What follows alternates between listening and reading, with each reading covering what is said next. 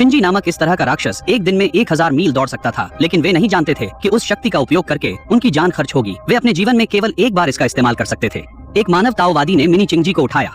उन्होंने लोगों से कहा कि वह तुरंत पत्र भेजने के लिए जादू का इस्तेमाल करता है। इससे उसे काफी पैसा कमाने में मदद मिली, लेकिन वह संतुष्ट नहीं हुआ।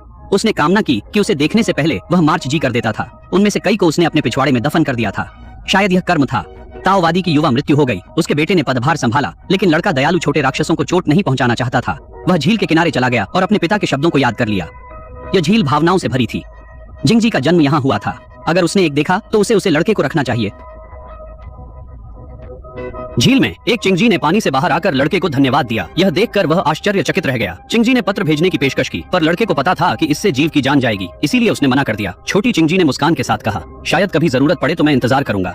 इसके बाद वे अच्छे मित्र बन गए। एक दिन लड़के की प्रिय लड़की को दूर जाना पड़ा। उसने वादा किया कि वह कभी भी उसे पुकारेगा तो वह पहाड़ों और नदियों को पार करके आएगी। लड़के ने अपने आंसू रोकते हुए केवल इतना कहा कि सावधान रहना। शिंजी यह समझ नहीं पाया कि लड़के ने उसे रहने के लिए क्यों नहीं कहा। सच्चाई यह थी कि लड़के के पिता ने अपने बहुत से दुश्मन बना लिए थे, जिन्होंने लड़के को श्राप दिया था कि वह 14 साल तक ही जीवित रहेगा।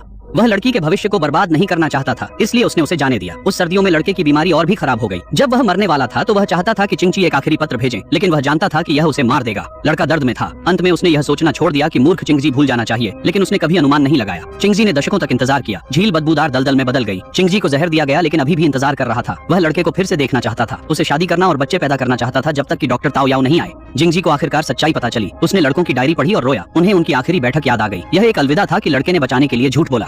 जीवन आखिरकार जिंगजी ने छोड़ दिया और लड़कों की आंखों से दुनिया को देखने के लिए दलदल छोड़ दिया।